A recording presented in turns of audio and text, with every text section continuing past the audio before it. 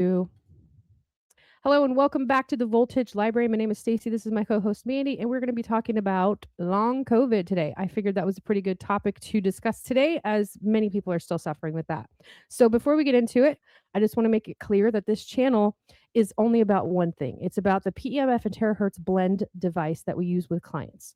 Every condition we cover is explained through that lens and how frequency interacts with the body. So we're not diagnosing, we're not replacing your medical care, we're just educating you. We're explaining physiology, cause and effect inside the body, and why we consistently see bodies respond when electrical signaling and microcirculation are supported through this device.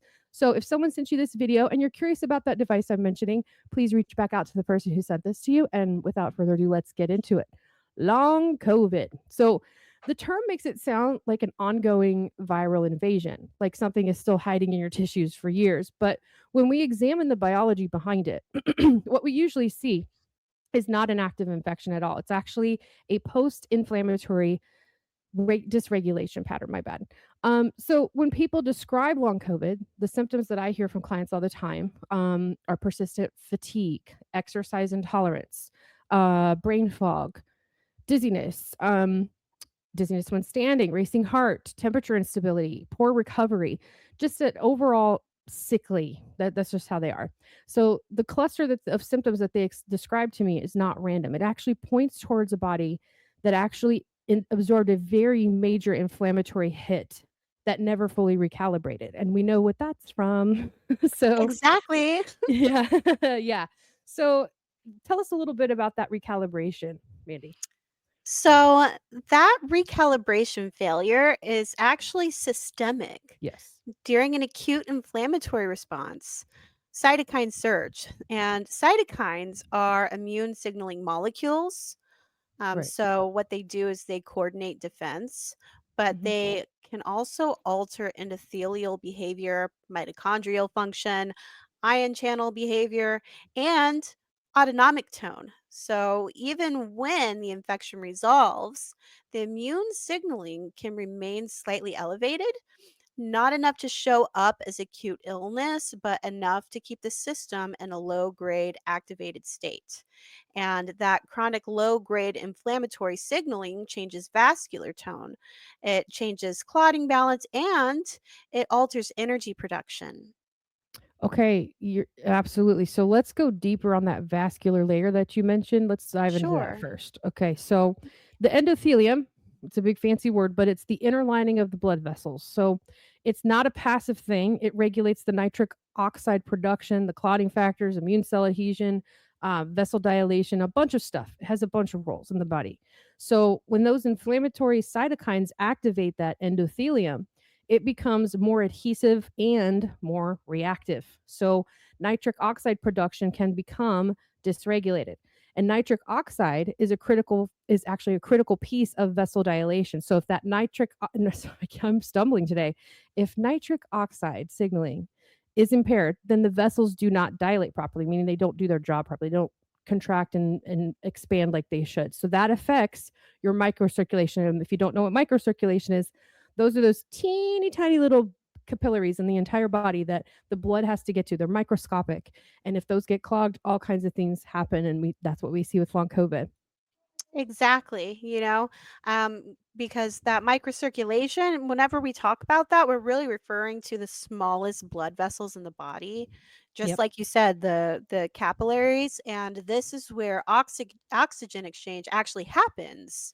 Hmm. So you can have a normal range, large blood flow, and still have impaired capillary exchange. If those capillaries are constricted or inflamed or like partially obstructed by abnormal fibrin fragments, oxygen delivery at the tissue level drops.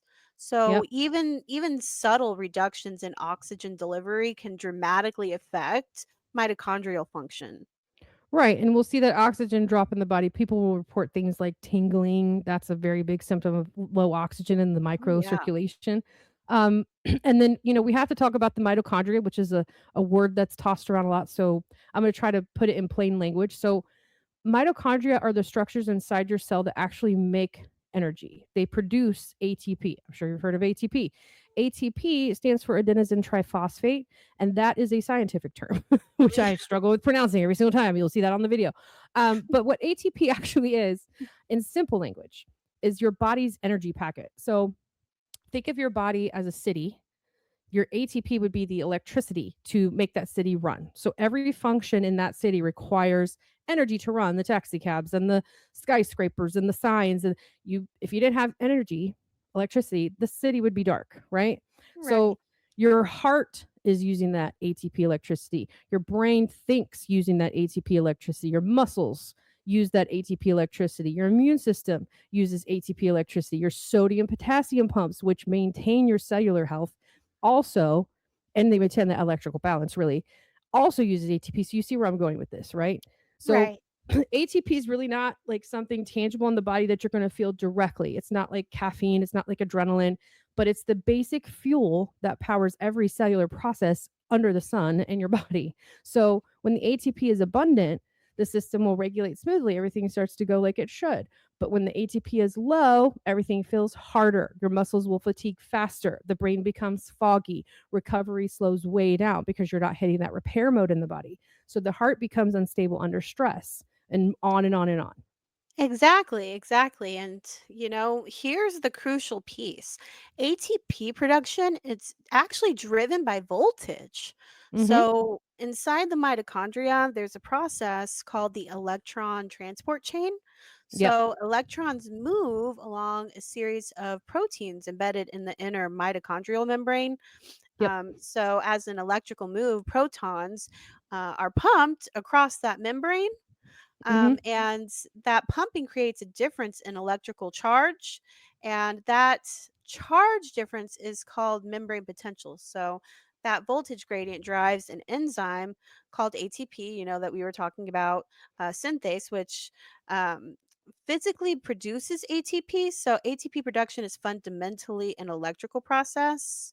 Right. Yeah, and a lot of people don't realize that when we think of the human body and we think of how to fix it, we think of supplements and medications, or well, medications don't fix things, as you know, but Right. we think of outside sources like that, tangible things we could put our hands on. Well, we can't put our hands on electricity, but guess what? We're full of it. And nobody realizes that. And yes, you're absolutely correct. Voltage drives the ATP production. So if that membrane potential is strong, ATP production is efficient. And if inflammation damages the mitochondrial membranes, if oxidative stress disrupts electron flow, if mineral imbalances destabilize those ion gradients, the membrane potential as a whole weakens. And weak Exactly. voltage leads to that reduced ATP production. So, reduced ATP production has a ton of downstream consequences. And one of the most important is the sodium potassium pump. You'll hear me talk about minerals a lot on this channel. I never stop talking about minerals, minerals and voltage. That's my jam. But the sodium potassium pump maintains electrical gradients across the entire cell membrane. So it uses that ATP to push the sodium out of the cell and potassium into the cell. And that gradient is essential for nerve conduction and muscle contraction. So if that ATP is low, just imagine it's like your phone when it's dim and it's not wanting to run right. You can't, it's not going to do what you want it to do. You can't see the screen. That you got to think of it that way, that your cells are starving for energy. And those pumps slow down, and that membrane potential across the entire cell is weak. So you have to have a way to boost it. Exactly. And when membrane potential weakens in neurons, autonomic signaling becomes kind of unstable. So, the autonomic nervous system controls things like your heart rate or your blood pressure, digestion, Yep. even things like your temperature.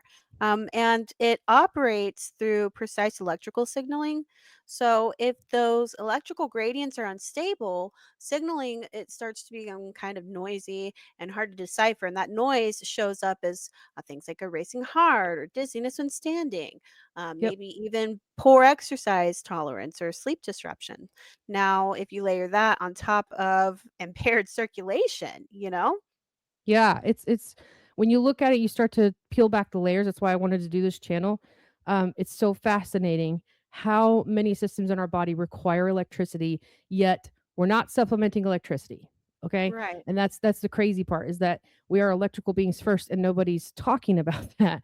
So, you know, everything we're covering today, that reduced oxygen delivery from the microvascular dysfunction further impairs that mitochondrial ATP production. It's a cascade effect. Everything's downstream of the electrical system, right?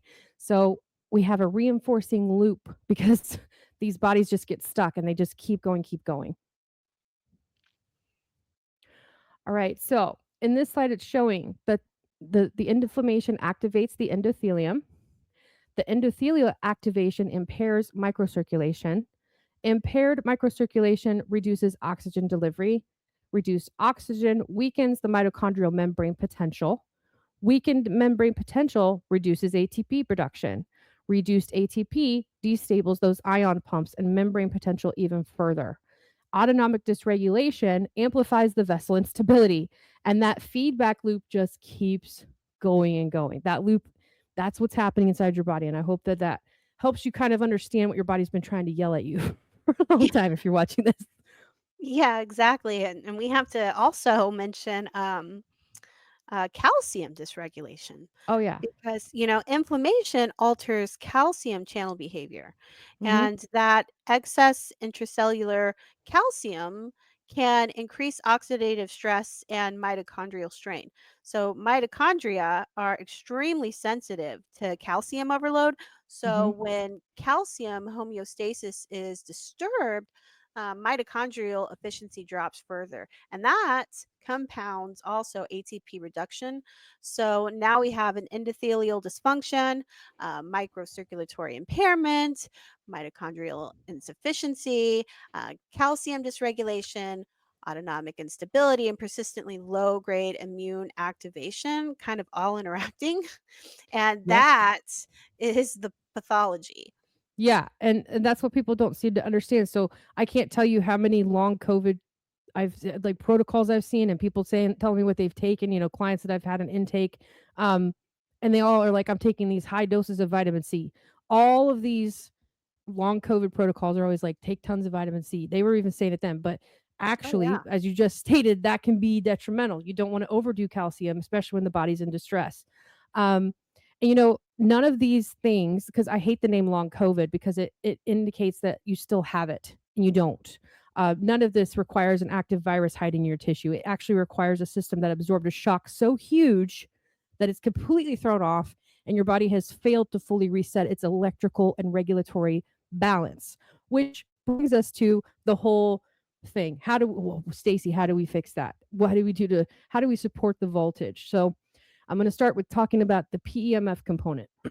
So the PEMF component generates a pulsed electromagnetic field. A changing magnetic field induces small electrical currents in conductive tissue. And guess what? Human tissue is conductive. Because why? Because we're electrical. So those induced currents influence that membrane potential we've talked about and that ion movement that we talked about. We're not adding a chemical to the body. We are literally influencing that charge distribution at a cellular level. Exactly. And if membrane potential stabilizes, ion channels behave more predictably. And if ion channels behave predictably, calcium regulation will start to improve. Yep. And as that starts to improve, mitochondrial strain actually starts to decrease. And as that's decreasing, ATP production starts to improve. If ATP production improves, the sodium potassium pumps regain efficiency. And I think you guys can see where I'm going with this. Yep. You make one change Yep. and that literally starts to benefit everything. Yep. So I don't mean to talk in circles, but really it's true. It really is a circle. And if you change one thing in this loop, you can actually help the whole system.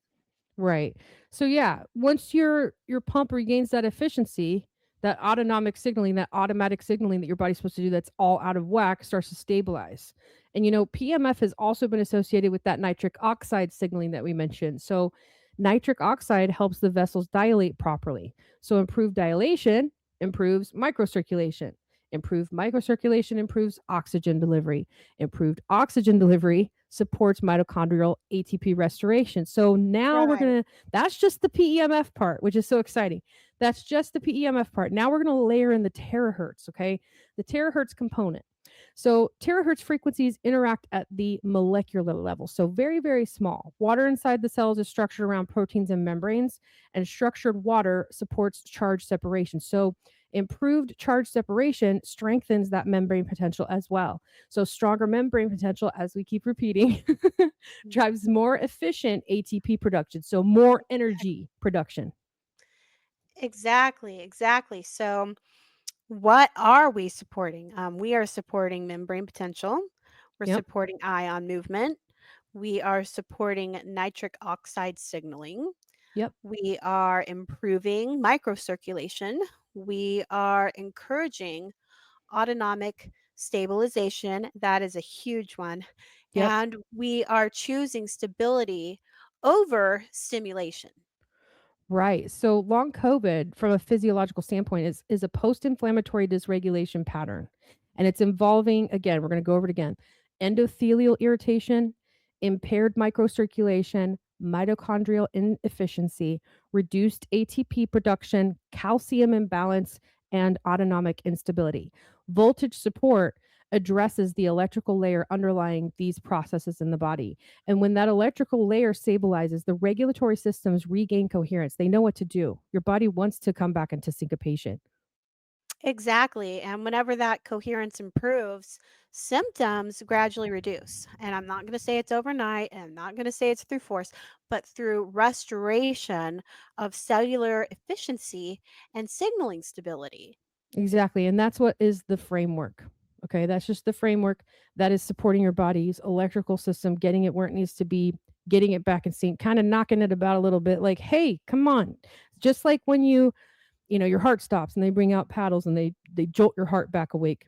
You're doing that with your whole entire system, but at a very gentle level and supporting that voltage. So if this Right. episode helped you understand the biology behind the label, please subscribe to this channel because every week we're going to be breaking down another condition through the exact lens. This is the same exact lens. We'll say every week, but I'm actually going to just probably be dumping episodes when I can because my schedule's crazy right now. So if you're interested in the device that we've been talking about today, please reach out to the person who sent you this video.